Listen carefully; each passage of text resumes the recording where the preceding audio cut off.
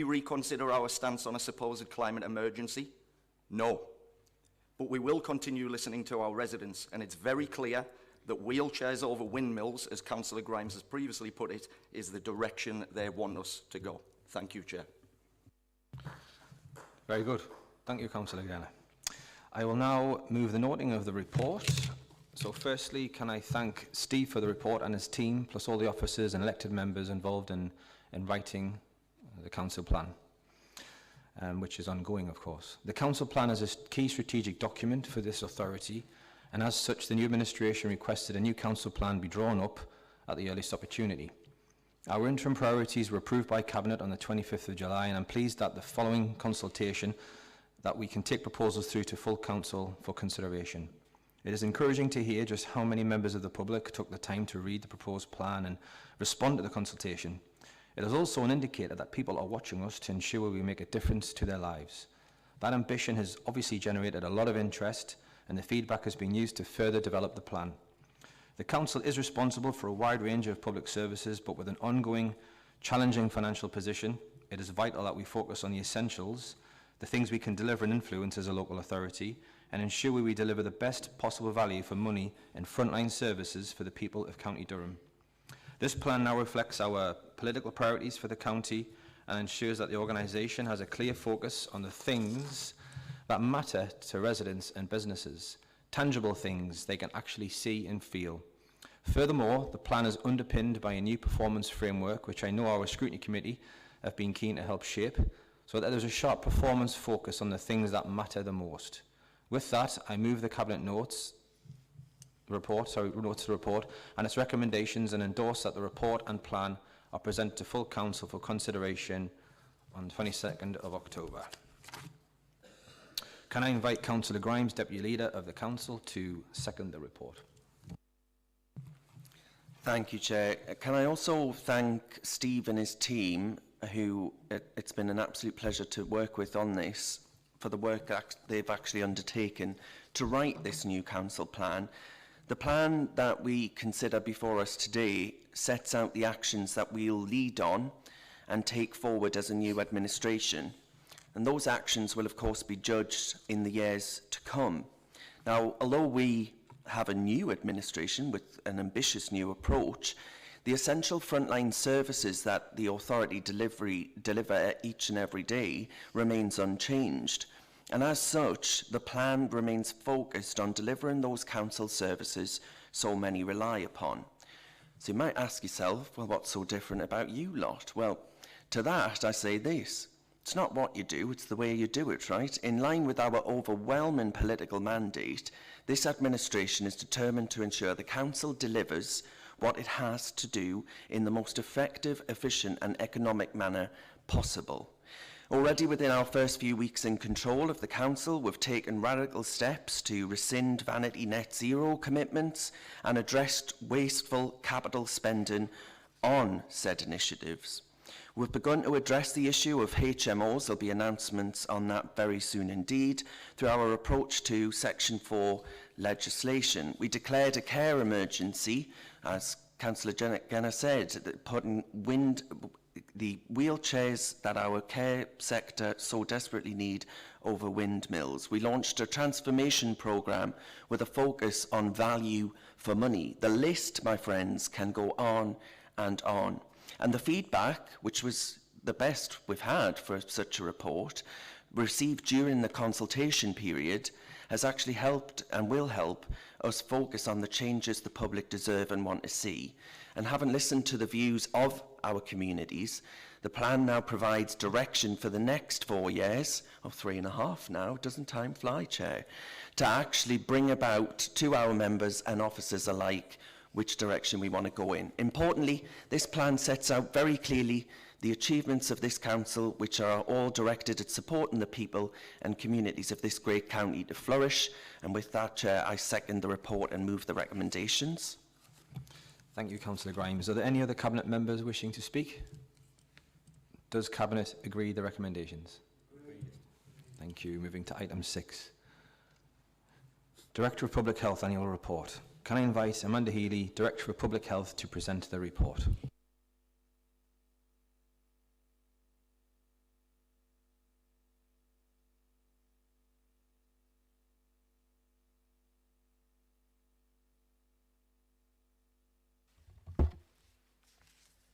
Thank you, Chair, and good morning, members. Just a bit of a recap in terms of the Director of Public Health annual report. This is a statutory responsibility of the local authority for the local authority to write the report, and for myself as the Director of Public Health for me to write the report and for the Cabinet and Council to publish the report. I've done a little bit of kind of revisiting the statutory responsibilities of the local authority in relation to public health in this year's report, and that includes the health improvement and health protection of our local communities, and also ensuring that we can prepare and respond to emergencies, as well as discharging the public health grant with the key services and interventions, both prescribed and non-prescribed. So some of this detail is in the full report. Last year's report focused on kind of the inequalities in County Durham being unfair but also avoidable. And this year's report really has turned those projections into ambitions of what action is and can be taken to bring about a change in relation to the health and well-being of our local population. The report is divided into several sections, and the first section is the health of our local people. And in that section, members, and when the report is published, our public will be able to see hopefully one place where all of our data is brought together, accurate and up to date, and that's called Durham Insight, and a lot of information in there.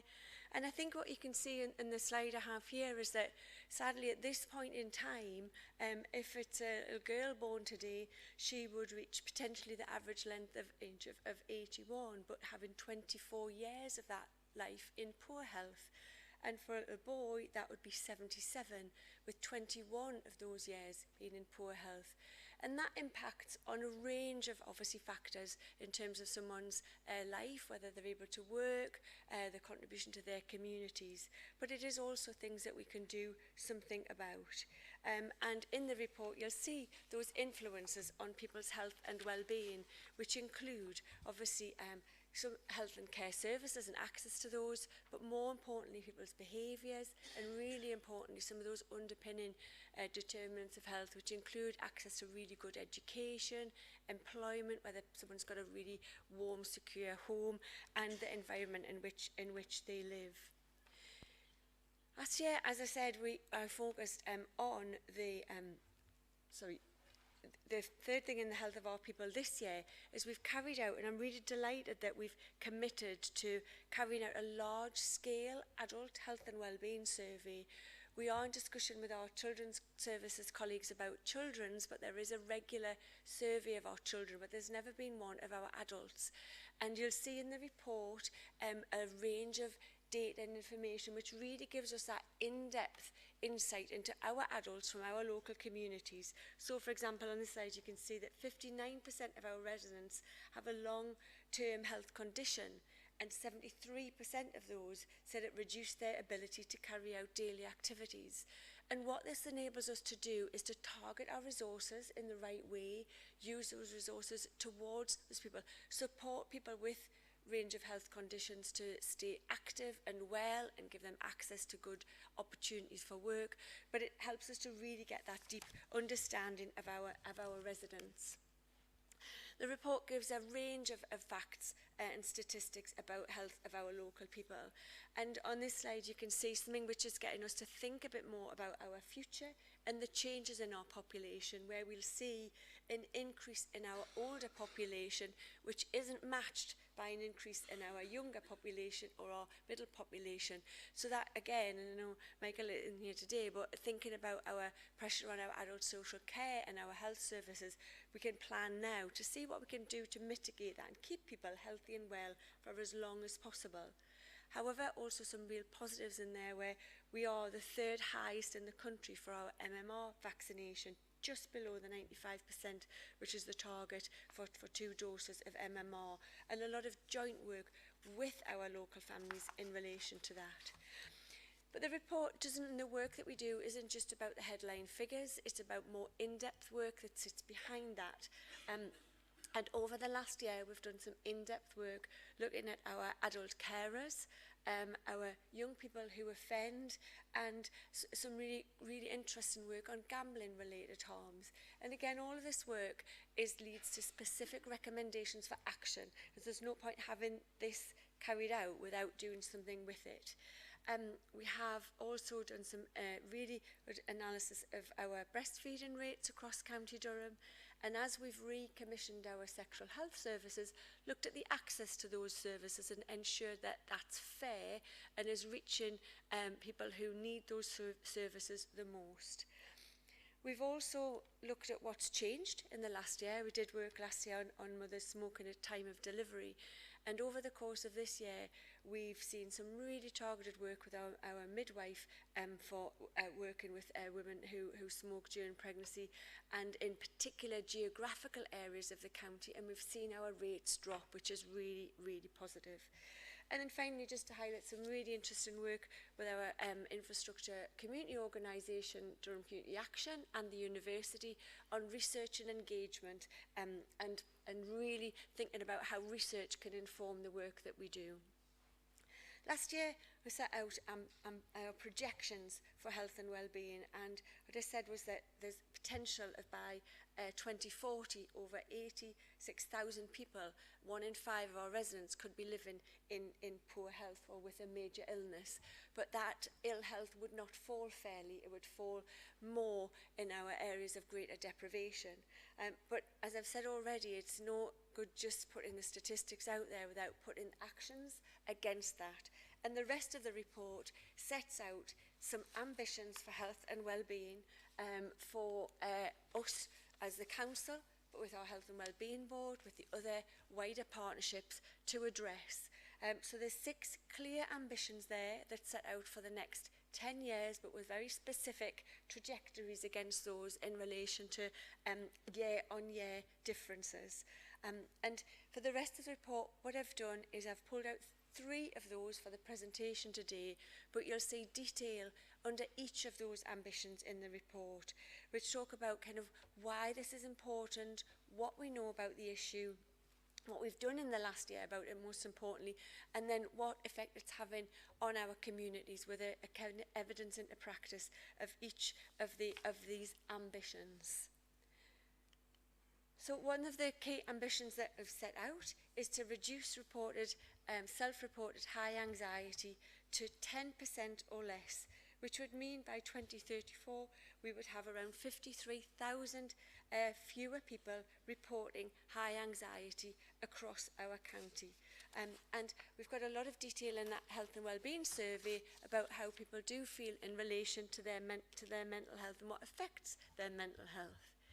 In the last year, we've carried out some very in-depth work in relation to preventing suicide.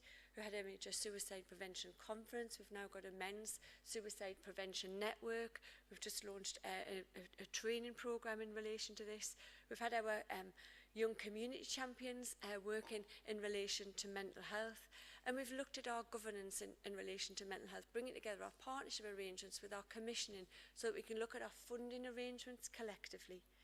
And I think you can see from the evidence into practice and the more detailed one in the report that Kieran, who was struggling with his depression and having suicidal thoughts, was linked up with one of our Wellbeing for Life practitioners in our local communities who supported him not only with his mental health but with his physical health, and that connection between the two being really important. And I think what we've seen with Kieran is he managed to put on weight. In the 6 months he managed to access a new job, and that had made a huge difference to him, and it's really increased his self-confidence and his lifestyle. And you want others to know that they're not alone, and I think that's such an important message when it comes to mental health and why this is such a big priority for us. The second one I'll highlight from the report out of the 6 is reducing and taking action on smoking.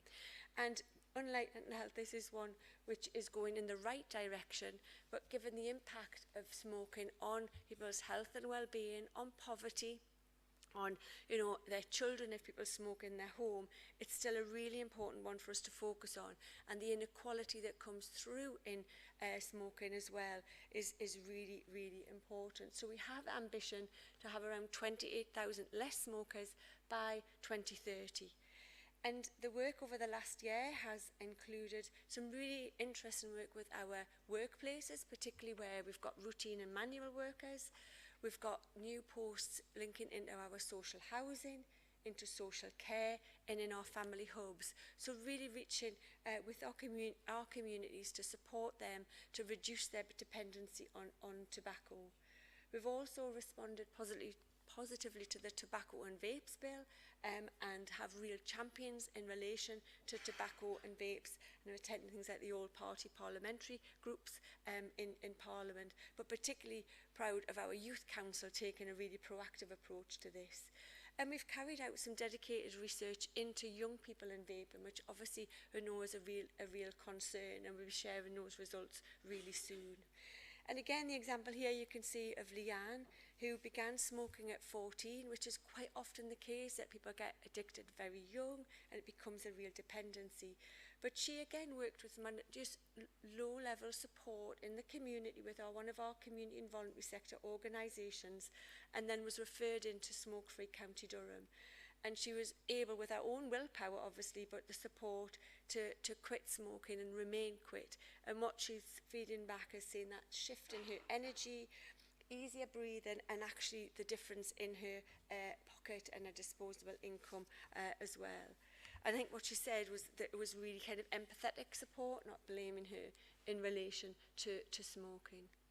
And then the last one I'll highlight for this morning, at the others in the broader report, is our ambition to increase levels of breastfeeding in the county. And you'll see here that we would really be seeking to hope to have around 1,400 more mums breastfeeding at 6 to 8 weeks. Currently, we only have around 31% of our women still breastfeeding at 6 to 8 weeks, with all the benefits that that can bring to mums and absolutely to their babies. We've done in the last year a really interesting campaign with our local communities, and hopefully get that theme throughout the report of everything we do in public health has got to be with other people, and most importantly with our communities. But a campaign through our family hubs and Start for Life with local partners, with adverts where our local mums are the faces of those adverts, and particularly focused in the areas where our breastfeeding rates are lowest, and analysis of our breastfeeding rates. And you'll see here that Catherine was a mum of two, and she really wanted to breastfeed but found it really difficult.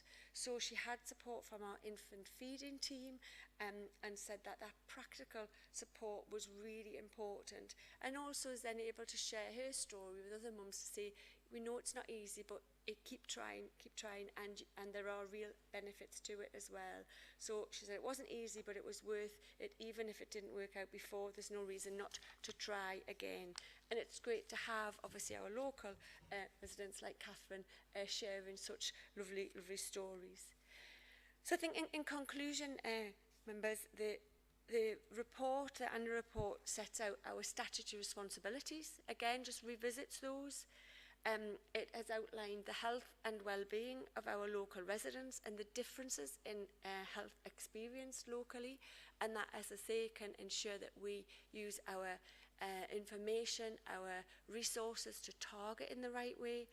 It sets out very clearly the partnership working arrangements that are in place across County Durham, both across the council but with our partners, and a set of challenging ambitions and actions, but hopefully if we can work collectively to bring about positive change through that collective action, and absolutely with our local communities.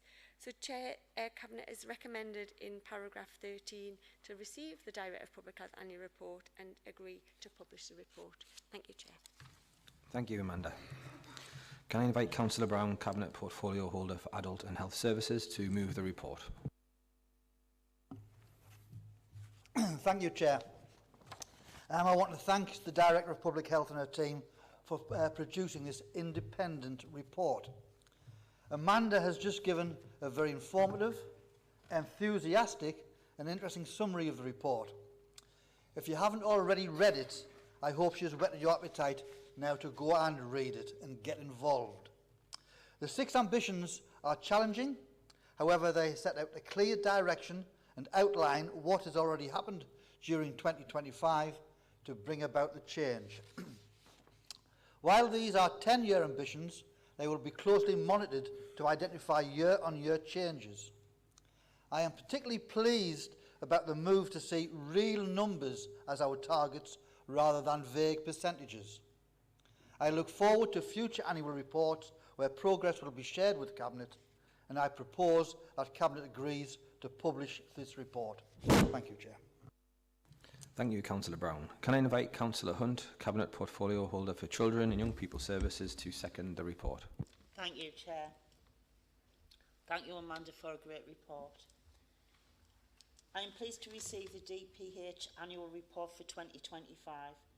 The report provides an update on smoking at the time of delivery, explaining that some parts of County Durham, 1 in 3 mothers smoke compared to 1 in 20 in other areas. The higher rate being the most common in communities facing greater disadvantage. I'm pleased to see that the action has been taken place in 2025, which includes strengthening referral pathways between maternity, health visiting and stop smoking services to reduce missed opportunities and extending prevention and early intervention through family hubs, schools, youth services and other community settings. This work will aim to reduce inequalities and improve the outcomes of children and families across the county. It is good to see that the 6 clear ambitions for future health and wellbeing over the next 10 years. Highlighted within the obesity ambition, we know that the rates of obesity are higher in poor areas, and these unfair differences mean that not everyone gets the same chance to live a healthy life.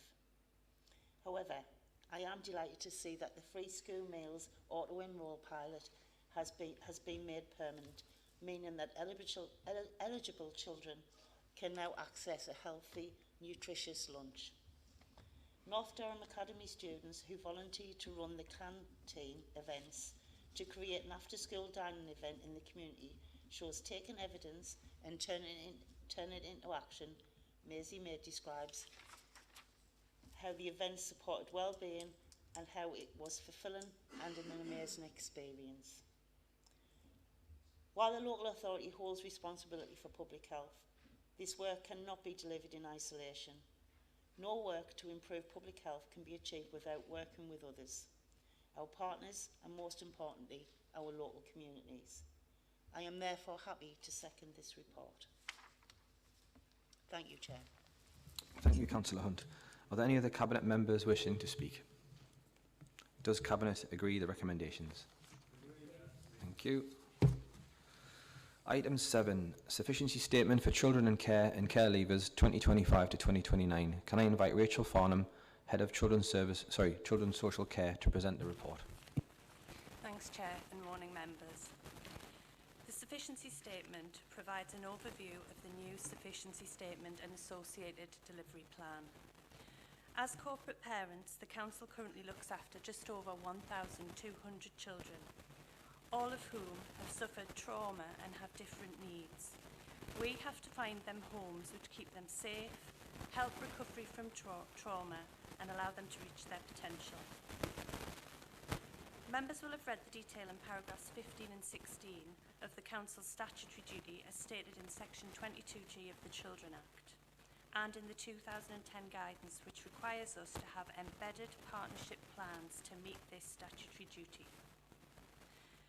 Paragraphs 17 to 19 of the report references the increasing pressures in this area over recent years, which we've seen in County Durham, across the region and nationally, prompting a number of high-profile national reviews. The Independent Care Review looked in detail at the system across all of children's social care. The Competition and Markets Authority Review highlighted the levels of profit being made by private companies, and a range of measures and updated legislation is proposed in the forthcoming Children's Schools and Wellbeing Bill. The governance arrangements for the sufficiency strategy is outlined in paragraphs 20 to 22, sitting with the Durham Cares Sufficiency Board and ultimately reporting through to the Council's Corporate Parenting Panel. Paragraphs 23 to 26 take us through the main programmes of work within the sufficiency strategy based on the analysis of previous trends, future forecasting and understanding where the key opportunities are to have impact. All of this work is informed by three key principles. Number one, improve the sufficiency offer for Durham children and young people. Number two, focus on broadening preventative services so fewer children and young people enter care and children in care can be supported to return home when it was right for them. And number three, ensure the cost of care provides value for money. The headline findings from the work we did with external partner Newton Europe in 2024 can be seen in paragraphs 27 to 31, highlighting the financial pressures, the range or mix of issues that are driving that pressure and the opportunities for mitigation. So, the recommendations for Cabinet are outlined in paragraph 14. Cabinet is asked to consider and note the contents of the report and approve the new sufficiency statement for children in care and care leavers. Thank you, Chair. Thank you, Rachel. We have a question from Councillor Maven. I'm assuming not present. We will issue a written response to the question. Can I now invite Councillor Hunt, Cabinet Portfolio Holder for Children and Young People Services, to move the report? Thank you, Chair. Councillor Cathy Hunt, Portfolio Holder for Children and Young People Services. Today I am pleased to present the new Sufficiency Statement for Children in Care and Care Leavers 2025 to 29. This document sets out our commitment and robust approach to providing loving, stable homes for children in care and care leavers over the next 4 years. The administration is committed to giving the best possible support and opportunities for children in the county who need our care, as evidenced by the declaration of the care emergency at Council in July. The statement acknowledges the changing landscape in children's social care and in particular Children's Wellbeing Bill going through Parliament, shaping new national policy and helping us to address some of the challenges that we see locally, such as the rising cost of care, the increasing number of children and young people coming into care and the need for regulatory changes. The statement is underpinned by a comprehensive analysis focusing on our current and projected needs. At present, the number of children in care remains high, following patterns seen nationally, and we anticipate that this trend will continue.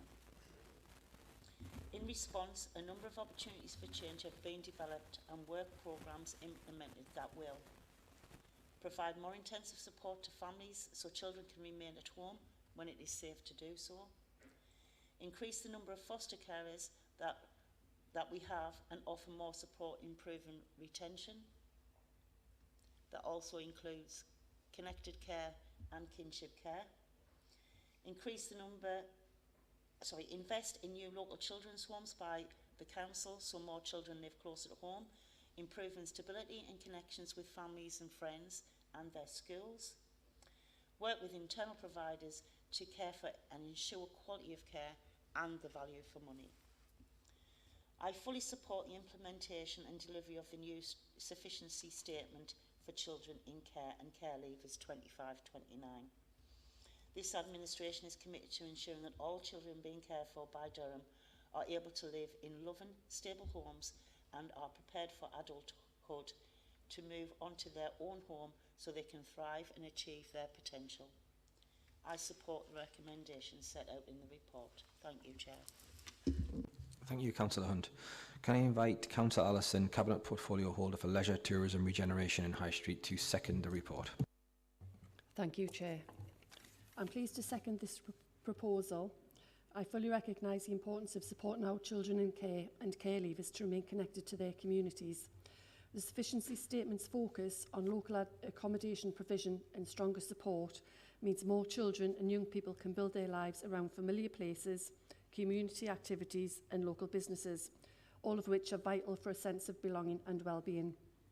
This investment in loving, stable homes is not only about meeting statutory duties, It's about giving every child and every young person the chance to take part in the rich social and cultural life Durham has to offer. I urge Cabinet to endorse this plan so we can ensure children and young people have the opportunity to flourish and contribute to their local area. I support the recommendations set out in this report. Thank you, Councillor Allison. Are there any other Cabinet members wishing to speak? Does Cabinet agree the recommendations? Thank you. On to item 8, Durham Family Strategy. Can I invite Rachel Farnham, Head of Children's Social Care, to present the report? Thanks, Chair. This report provides an overview of the new Durham Family Strategy for children in care and care leavers. The first thing to mention, which is highlighted at the beginning of the report, is that this strategy has previously been known as the Corporate Parenting Strategy. Children and young people have told us firmly, though, that they don't like the term corporate parent and they find it hard to understand and difficult to connect with. So they want us all to be known as the Durham family, hence the Durham Family Strategy, and the request to rename the Corporate Parenting Panel as the Durham Family Panel. Members will have read the detail in paragraph 18 outlining all of our corporate parenting responsibilities across the Council. All elected members, all employees of the Council and partner agencies. And the Children and Social Care Act 2017 sets out the key principles which need to underpin all we do. Paragraphs 20 and 21 outline the numerous achievements of the previous strategy, and it's worth noting that our work was externally validated by Ofsted earlier in the year, and both Children in Care and Care Leavers judgments were graded as outstanding. In paragraph 23, members will read that to develop the new strategy, we completed a needs analysis which considered key performance data, audit information, and the views of children and young people. Information was then triangulated and used to help inform the key priorities, the actions we will take, and the delivery plan sets out how we will achieve this. Co-production with children and young people has been at the heart of this strategy, and in paragraph 25, members will see the priorities that we've developed together with children and young people. Paragraphs 28 to 30 gives more detail about the co-production, and children and young people have produced an animation to support the strategy, which they all really enjoyed doing. In paragraphs 26 and 27, we outline the outcomes we set to achieve through the strategy and references the detailed delivery plan with clear measures of success, which monitors our achievements and progress. The report concludes at paragraph 33 by describing the Durham Family Strategy as a call to action for the full Council and its partners to ensure we all work together to achieve the best outcomes for children and young people. So the recommendations for Cabinet are in paragraph 16. Cabinet is asked to consider and note the contents of the report, approve the new Durham Family Strategy 25 to 29, and approve that the Corporate Parenting Panel's name is changed to the Durham Family Panel, and request that the Director of Legal and Democratic Services make the necessary amendments to the Constitution. Thank you, Chair. Thank you, Rachel.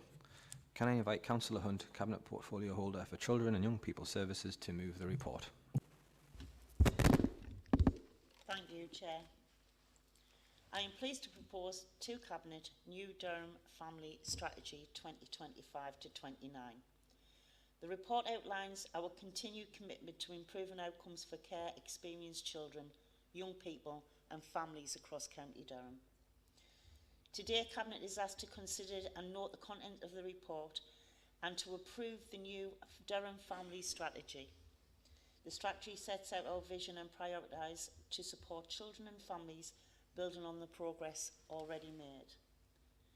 The strategy priorities have been developed with children and young people who played a central role in shaping the young person's friendly animation. They contributed creatively and meaningfully, developing the storyboard, recording voiceovers and ensuring that it clearly reflects the priorities from their perspective. In parallel with the development of the strategy, a dedicated kinship care strategy and a delivery plan is being finalised. It will focus specifically on strengthening kinship care and alignment with the reforms outlined nationally.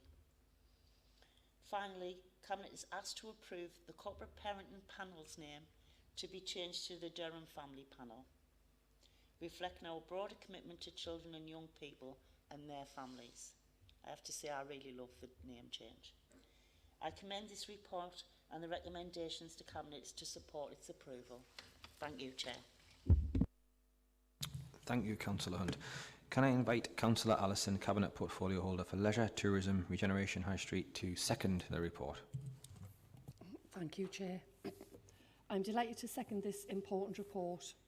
The Durham Family Strategy 25 to 29 sets out a clear and ambitious vision for our care-experienced children, young people and families, reflecting on our shared commitment to ensuring every child has the opportunity to thrive. I welcome the comprehensive approach outlined, which recognises that supporting families is not just the responsibility of Children and Young People's Services, but a partnership that includes broader stakeholders and communities. Our leisure centres, libraries, parks and high streets are vital spaces where children and families come together, build connections and access support. By approving this strategy, we are reaffirming our belief that every part of our county can contribute to making Durham a place where children, young people and families feel welcome, safe and supported. I am pleased to endorse the recommendations, helping us to deliver positive change for families across the county. Thank you. Thank you, Councillor Allison. And yes, I do love the new name as well, by the way. Are there any Cabinet members wishing to speak? Does Cabinet agree the recommendations? Thank you. On to item 9. Morden Parish Meeting, application for order, conferring functions of a parish council. Can I invite Helen Bradley, Director of Legal and Democratic Services, to present the report? Thank you, Chair. I'm Helen Bradley. I'm Director of Legal and Democratic Services. Section 109 of the Local Government Act 1972 makes provision for the County Council to confer functions of a parish council on a parish meeting. Morden is a small parish in Sedgefield with no separate parish council, and accordingly the parish meeting has asked for powers of expenditure. The report sets out the governance arrangements for parish meetings from paragraph 8, and the chair of the parish meeting and myself as the council's proper officer are the parish trustees. Any contracts entered into by the parish are signed by the parish trustees, and ownership of any property is vested with the parish trustees.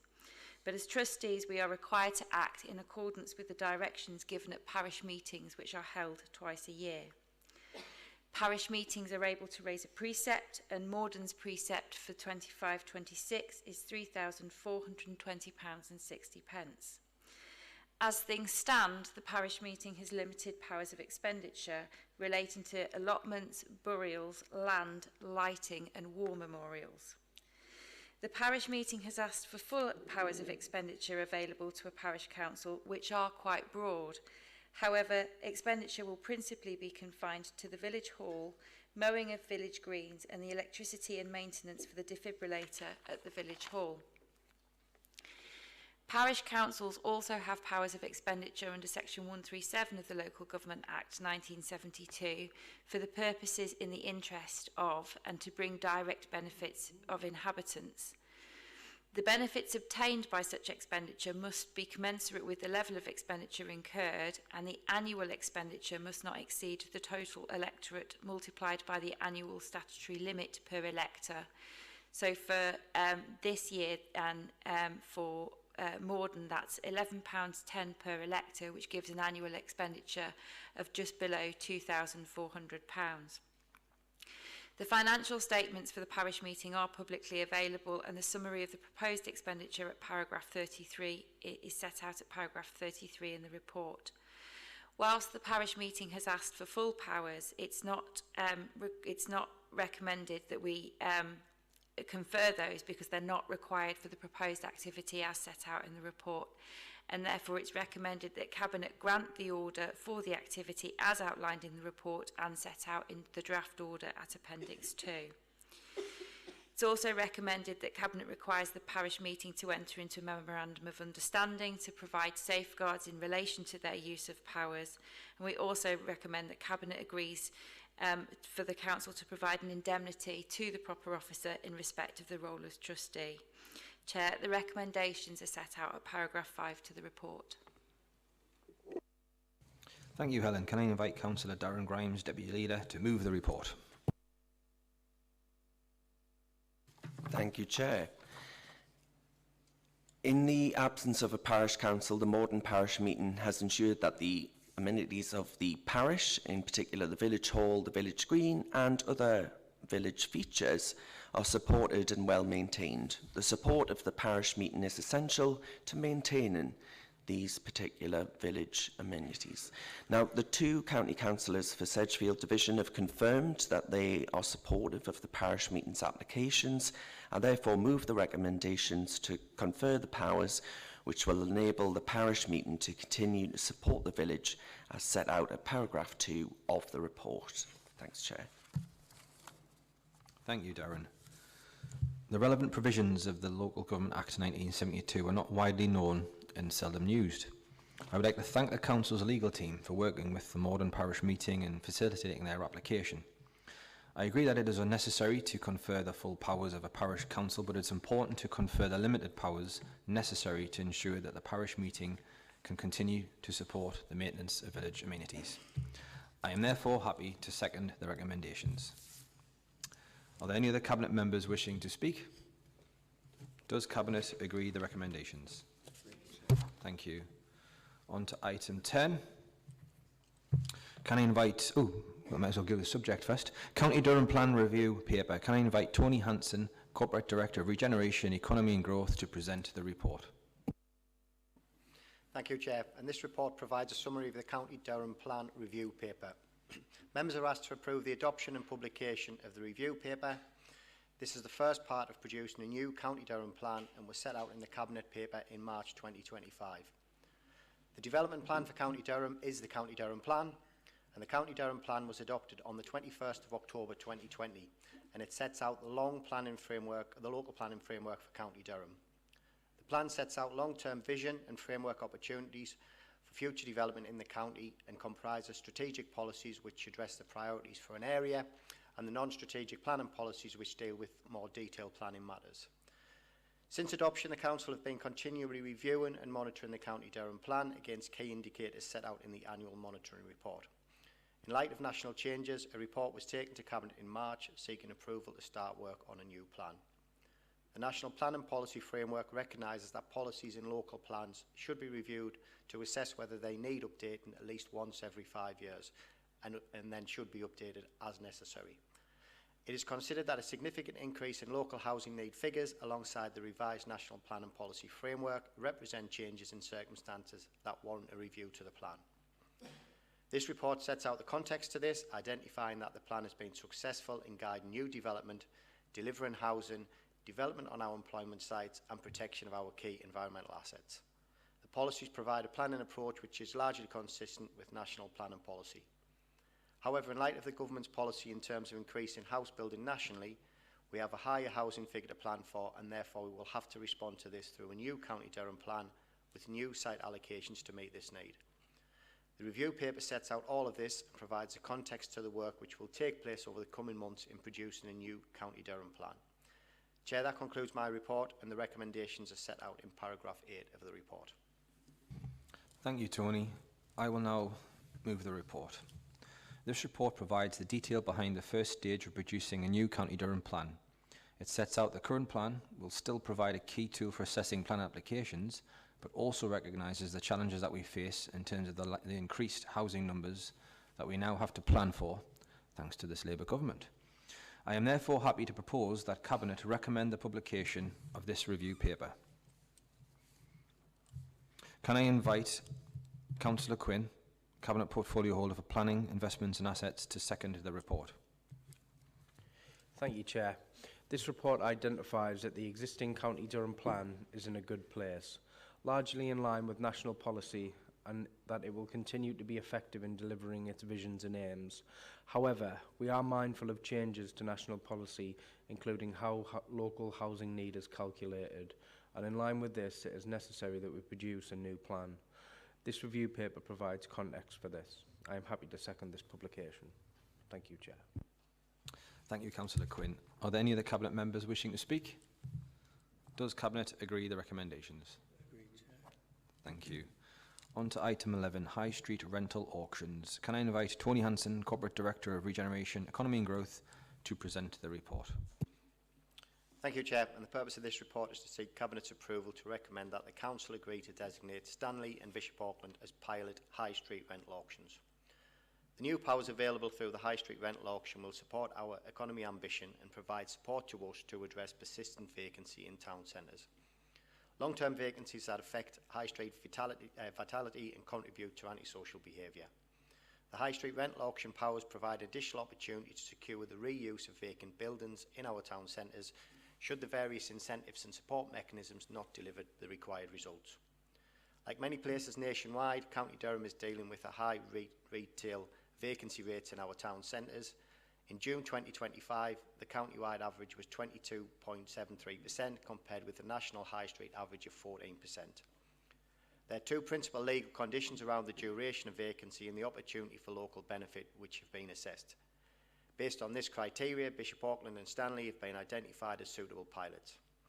At present, Bishop Auckland's vacancy rate is 35.35%, demonstrating one of the highest overall vacancy rates in the county.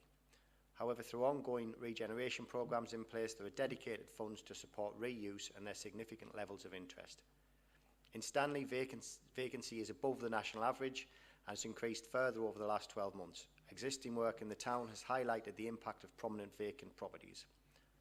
Other towns with high vacancy rates were also considered and due to establish redevelopment proposals linked to the vacant properties and where local initiatives are underway to secure temporary retail and community use in our towns.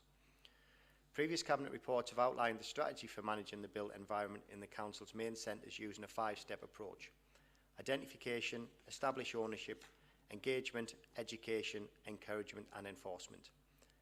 Designating areas for rental auctions requires a series of steps commencing with broad community engagement before a high street rental auction can be designated and lease auctions commenced. High street rental auctions guidance identifies that the scheme is not suitable for properties with very high refurbishment costs. It should be noted that there is little established evidence to demonstrate how effective high street rental auction process will be in securing the reuse of our vacant town centre properties.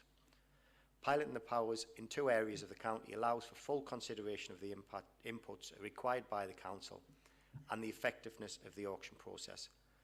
An evaluation of the pilots will inform further use of high street rental auctions across the county. Chair, that concludes my report. The recommendations are set out in paragraph 13 of the report. Thank you, Tony. We have a question from Councillor Rooney. Can you please ask your question? Thank you, Chair. I welcome this report and any initiatives that will assist in reviving our high streets.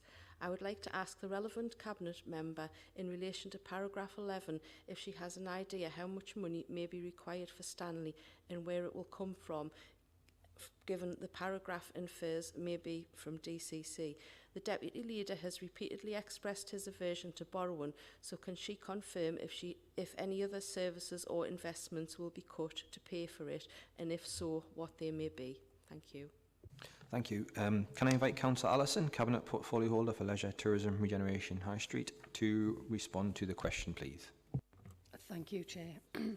Stanley's suffered from years of underinvestment, and consequently you have to be realistic about the ability of the Council to invest at the scale required to reverse these years of neglect. We are confident we can achieve a positive change, including through the recently announced Pride in Place programme that we will take the lead on.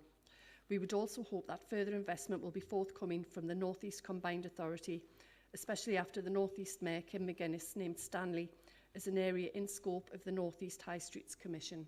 Thank you, Chair. Thank you, Councillor Allison. Can I now invite Councillor Allison, again, to move the report? Thank you, Chair. I would like to thank Tony and his team for coming up with this report. And can I begin by recognising the current approach to address vacancy rates in our town centres, which includes the Town and Villages Vulnerable Buildings approach, in addition to the business support, grants, loans and in some cases enforcement, which can support property reuse. The opportunity to pilot the high street rental auction powers in Bishop Auckland and Stanley will enable us to evaluate and consider if this approach will be effective in our aim to improve our towns and tackle rising vacancy rates. We recognise we must try this approach. The approach supports local enterprise and community benefit. I therefore propose the recommendations in paragraph 13 in the report. Thank you, Chair. Thank you again.